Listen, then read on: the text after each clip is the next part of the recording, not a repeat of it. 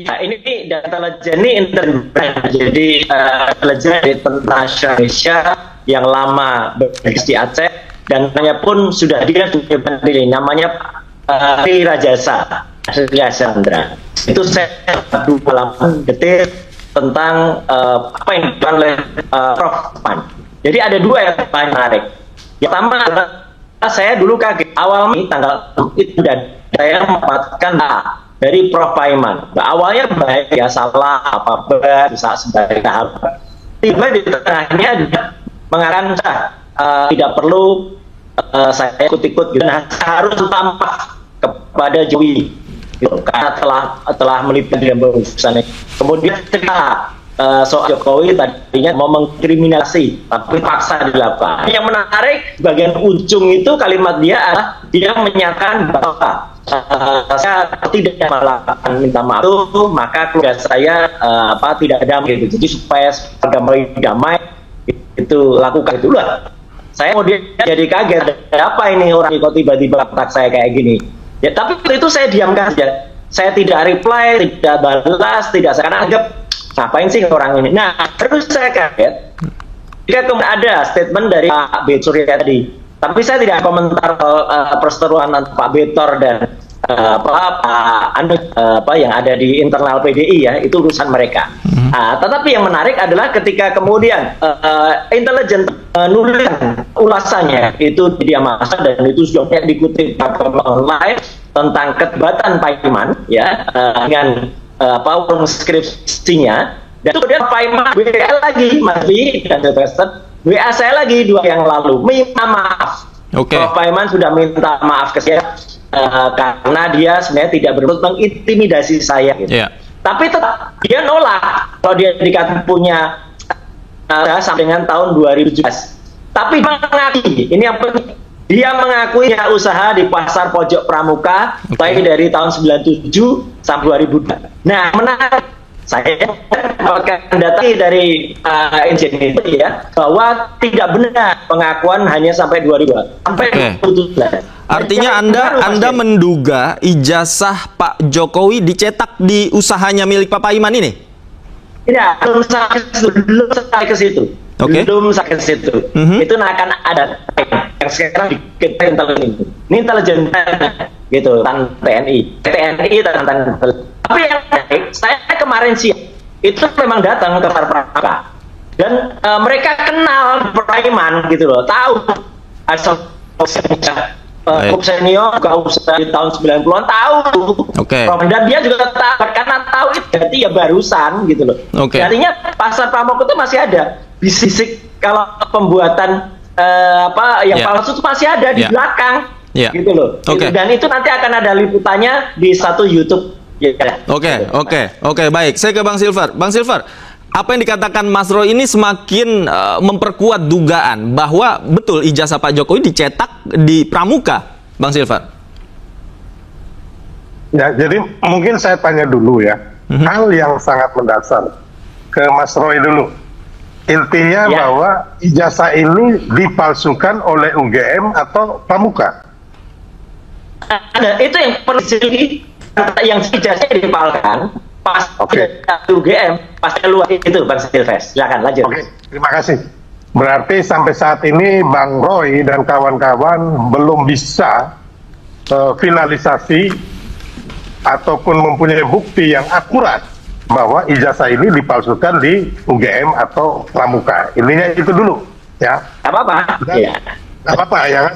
Dan ini saya sebelum sampai ke situ, sebelum saya menjawab, saya mau mengatakan ada kata-kata dari Denny Siregar ya, yang mengatakan bahwa isu ijazah palsu itu dikeluarkan oleh orang-orang bodoh, diramaikan oleh orang bodoh, dan dipercaya oleh orang bodoh, tweetnya di Twitternya dia. Ini Denny Siregar. Terus yang kedua, oleh Pak Jimli Asidiki mengatakan bahwa isu ijazah palsu ini adalah upaya tidak etis dari lawan politik yang digunakan untuk menjatuhkan lawan politik ya. Jadi intinya itu dulu. Pertama, saya sampai hari ini belum pernah mendapatkan bukti apapun, bukti ya, dari Mas Roy, dari Tifa, dari si Rismon yang jagoan segala macam itu, yang mengarah bahwa ijazah Pak Jokowi ini palsu, ya kan? Belum ada sampai sekarang ini masih nol nih, Mas Roy ya. Jadi apalagi, makanya kepada rakyat dan bangsaku, jangan sampai kita mau diadu domba, dan dibodohi. Kenapa? Sekarang aja peneliti atau pemburu tim ijazah palsu ini, mereka aja bingung ijazah palsu ini dibikin oleh UGM atau Pasar Pramuka, gitu loh. Bahkan kemarin UGM yang memasukkan, ya kan, sampai ada dibikin tim tipu UGM, ya kan. Padahal kita tahu ada dong tim tipu UGM kan yang menggugat Mas Roy. Ini bukan Mas Roy, ini yang beda lagi ya. Nah, jadi sekarang ini sampai saat ini isu mengenai ijazah Pasar Pramuka sendiri, ya kan, oleh kayak kemarin teman-teman dari PDIP dan terakhir Mas Pras saya juga kenal mengatakan bahwa Victor itu nggak masuk dalam tim pemenangan 2012 ya. Oke. Ya, dan begini Mas Roy, logika saya ya mungkin anak SD pun tahu bahwa ngapain juga Pak Jokowi sekarang memasukkan di Pramuka, sedangkan ijazah itu udah dipakai waktu menjadi calon wali kota di Solo tahun 2005. Dan itu gelarnya adalah insinyur karena sudah ada dari KPUD menyatakan, dan juga bukti-bukti daripada player-player untuk kemenangan ya, spanduk-spanduk dan sebagainya. Jadi kan tinggal Pak Jokowi copy paste ijazah yang kemarin di Solo untuk dibawa ke DKI dan juga di Presiden. Jadi makanya saya bilang tadi, Bang Roy, mohon maaf ya, sampai hari ini saya dan mungkin bukan hanya saya ya, tidak mempercayai segala apa yang Roy karena memang tidak ada bukti-bukti ini untuk bisa Mas Roy mereka istilahnya menggugat ya, baik di pengadilan, di kepolisian dan sebagainya. Dan kita harus tahu, isu ijazah palsu ini sudah pernah ditolak gugatannya, ya kan? Sudah 2 kali dan 1 dicabut. Dan saya meyakini ya, bukan saya meramal, bahwa gugatan sekarang yang ada di PN Sleman dan PN Solo, ini bahasa saya nih, kata-kata saya ini. Ingat ya hari ini ya, bahwa itu pun menurut saya kemungkinan besar akan ditolak atau sama seperti gugatan yang 2 kali lalu. Baik. Jadi, menurut saya ijazah palsu ini omong kosong besar. Ini satu kebohongan. Karena Mas Roy, omong kosong besar katanya. Gini, nggak apa-apa.